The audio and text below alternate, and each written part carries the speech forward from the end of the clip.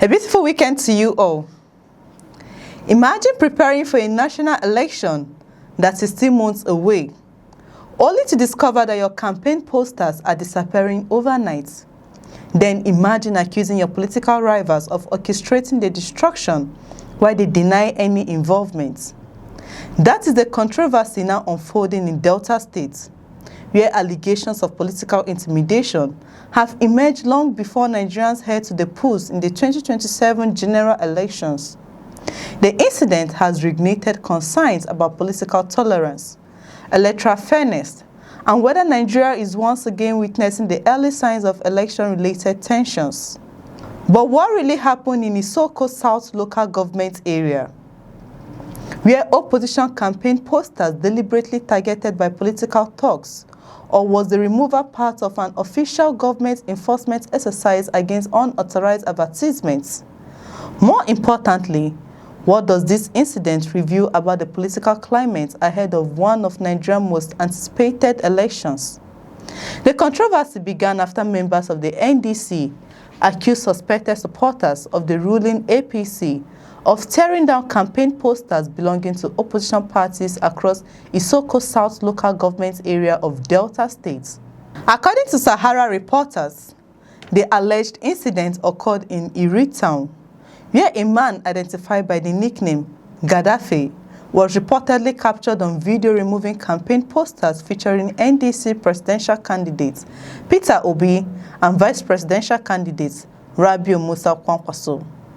The report further alleged that the individual, who is also said to work for the Isoko South Local Government Council, had been moving around the local government area with others, removing posters belonging primarily to the NDC and other opposition parties. The allegations have quickly attracted political attention because they come at a time when parties across Nigeria are beginning to position themselves for the 2027 elections. Although the official campaign period is still some time away, political parties have already intensified grassroots mobilization, public messaging, and effort to build visibility across key states. Delta State has long remained politically significant due to its large voting population, strategic economic importance, and history of competitive elections. Any allegation of political intimidation or interference in such a state naturally attracts national attention. According to an NDC member quoted by Sahara reporters, the individuals accused of removing the posters has allegedly been involved in political activities during previous elections. The party member claimed that he had previously participated in acts of election-related thuggery, including the destruction of ballot boxes. Although these allegations have not been independently verified by law enforcement authorities or established in any court. The NDC member further alleged that the suspect continues to carry out similar political assignments on behalf of politicians despite having a family and opportunities to pursue other livelihoods. These remain allegations made by party supporters and should be viewed within the context until independently confirmed. The secretary of the Nigerian Democratic Congress in Isoko South, Bako Clement Oyibo, strongly condemned the alleged destruction of campaign materials. He described the reported actions as barbaric, uncivilized, and undemocratic, arguing that no political party should attempt to silence another through intimidation or vandalism. Oyibo appealed to members of all political parties, particularly the APC, to promote peaceful political engagement ahead of the elections. He emphasized that politics should never become a do-or-die affair and reminded political actors that they remain members of the same communities regardless of party affiliation. He also warned that no political group has a monopoly on violence, urging leaders to discourage actions capable of increasing political tension. However, the controversy becomes more complicated when another explanation is considered. Sahara reporters also reported that several months earlier, the Isoko South local government had announced a comprehensive enforcement campaign against unauthorized commercial billboards, signposts, and campaign posters displayed across the local government area. According to a senior management staff member who spoke anonymously because she was not authorized to comment publicly, the recent removal of posters was carried out in accordance with existing state laws governing public advertising and signage. She insisted that the council was simply enforcing regulations requiring organizations, churches, businesses, and political parties to obtain official approval before mounting posters or billboards in public spaces. The council official further explained that numerous applications for campaign materials and billboard had already been approved after proper procedures were followed. She maintained that anyone wishing to erect campaign posters could submit an application to the local government and receive authorization where appropriate. According to her, the council intends to continue enforcing these regulations despite criticism from some political stakeholders and may prosecute individuals who violate the relevant laws concerning outdoor advertisements. This explanation raises an important question.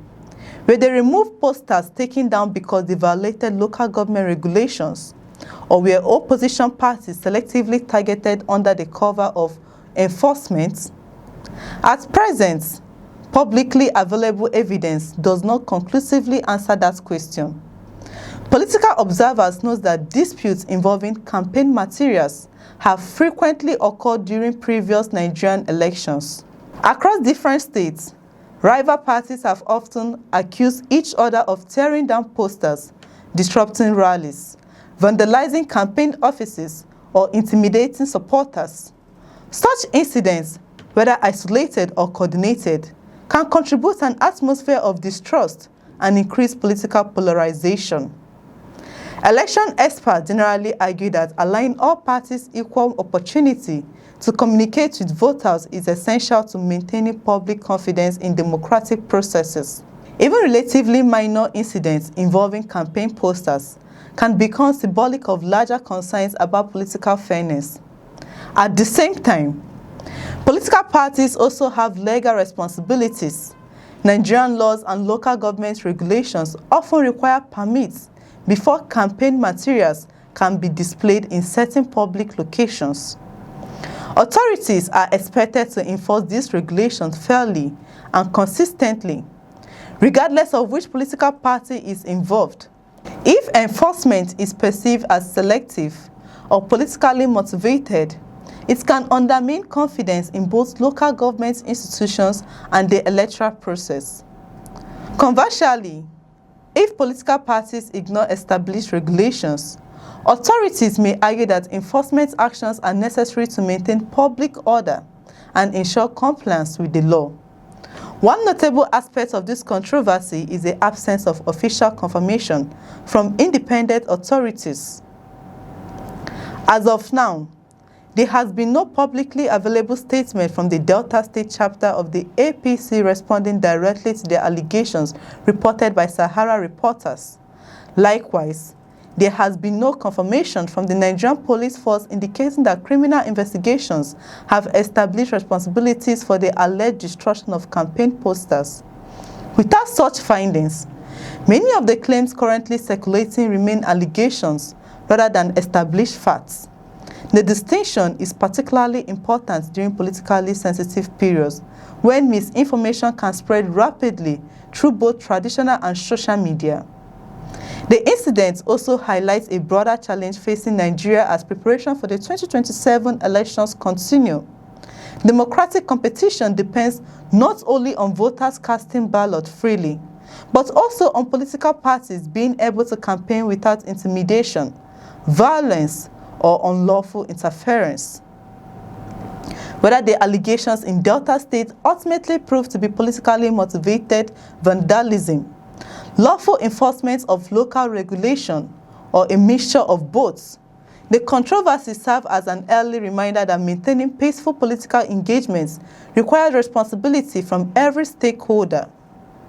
Political parties, security agencies, electoral authorities, and citizens all have a role to play in ensuring that disagreements remain within the boundaries of democratic competition. The facts remain contested. The NDC insists that its campaign materials were deliberately targeted by suspected APC supporters. The local government maintains that unauthorized posters are being removed in accordance with existing laws. Until independent investigation provides greater clarity, the full circumstances surrounding the incident remain unresolved. But one thing is already clear.